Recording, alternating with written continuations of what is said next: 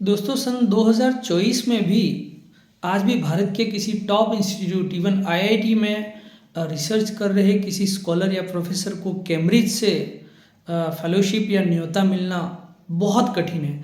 तो आप कल्पना करिए 1914 में कैम्ब्रिज यूनिवर्सिटी से न्योता मिलता है भारत के एक युवा को जो केवल 12वीं पास है, जो कॉलेज की बैचलर डिग्री को भी पूरा नहीं कर पाया है, जिसमें 2 बार वो फेल हुआ है, लेकिन फिर भी उसको न्योता मिलता है प्रोफेसर हार्डी से।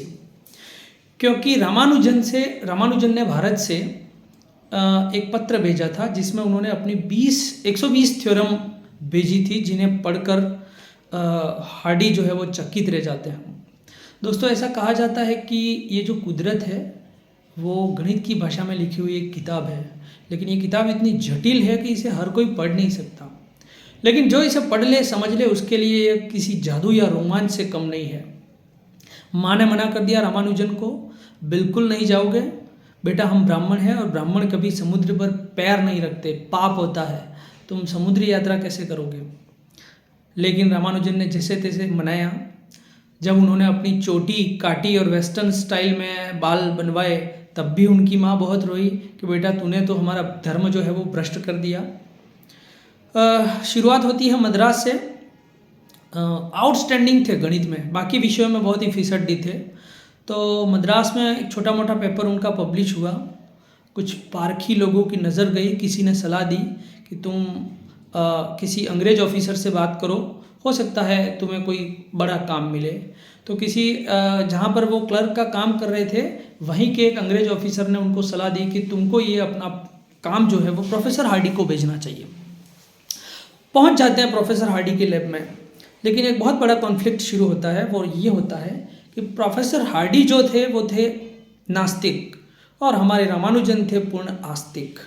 इवन रामानुजन का ये कहना था कि मैं अपनी हर थ्योरम के लिए मुझे जो इंस्टिक्ट है वो मेरे देव जो नामगिरी हैं उनसे मिलता है, मुझे अचानक मिलता है, सपने में मिलता है।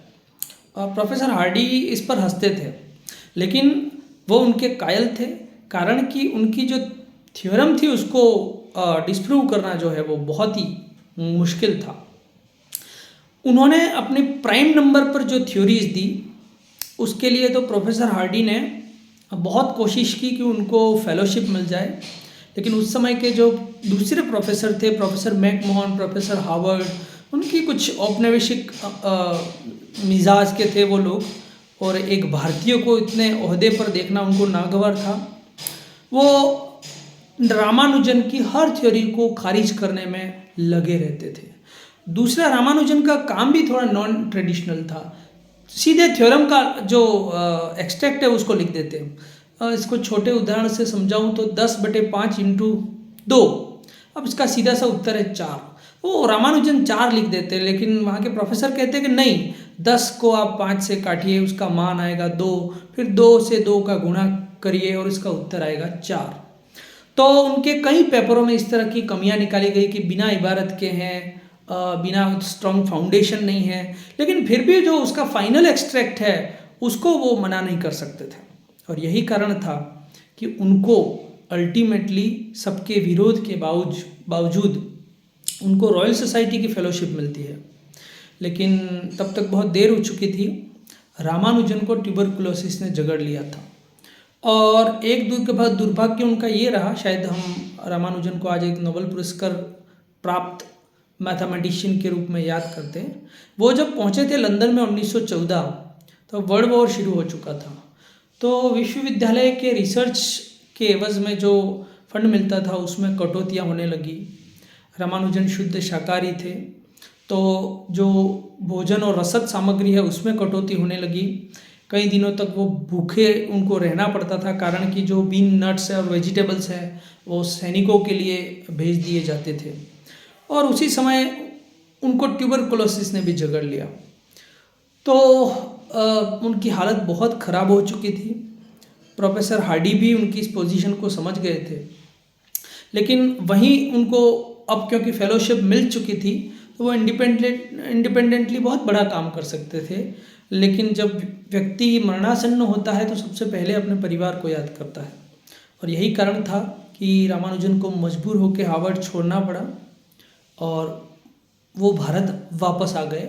प्रोफेसर हार्डी से उन्होंने वादा किया था कि मैं साल भर में वापस लौट आऊँगा, लेकिन उस समय ट्यूबरकुलोसिस का कोई इलाज नहीं था और 1920 में मात्र 32 वर्ष की आयु में रामानुजन की डेथ हो जाती है। विरासत के रूप में वो 3900 प्रमेय थ्योरम हमारे लिए छोड़ के गए, जिस पर आज भी रिसर्च जारी है। कुछ को प्रूव करना अभी भी वो कार्य पूरा नहीं हो पाया है, क्योंकि उन्होंने जो प्राइम नंबर पर जो कम समय में अपनी जो थ्योरीज दी, अमेरिका के जो हार्वर्ड यूनिवर्सिटी के बड़े बड़े प्रोफेसर हैं, वो भी मतलब एक तरह से अवाक थे कि कोई व्यक्ति जिसने एक औपचारिक शिक्षा ग्रहण नहीं की है, मैथमेटिक्स का जिसका कोई फाउंडेशन बेस नहीं रहा है, वो ऐसी चीज़ों को कैसे हल कर सकता है या कैसे सिद्ध कर सकता है। तो आज 22 दिसंबर है, रामानुजन का जन्म दिवस। तो हम श्रद्धा से उनको याद करते हैं कि एक भारत की महान विभूति, परिस्थितियोंवश हालांकि वो कुछ मैथमेटिक्स के क्षेत्र में एक बहुत माइलस्टोन नहीं दे पाए। ट्रिनिटी कॉलेज में जहाँ पर वो पढ़ते थे, वहाँ पर उसी कॉलेज में न्यूटन ने काम किया हुआ था और वहाँ पर न्यूटन की एक मूर्ति लगी हुई थी और उनकी प्रिंसिपिया बुक भी थी, जिसको वो बार बार देखा करते थे और उनके मन में पूरा विश्वास था कि मैं भी दुनिया को कुछ ऐसा ही दे जाऊंगा।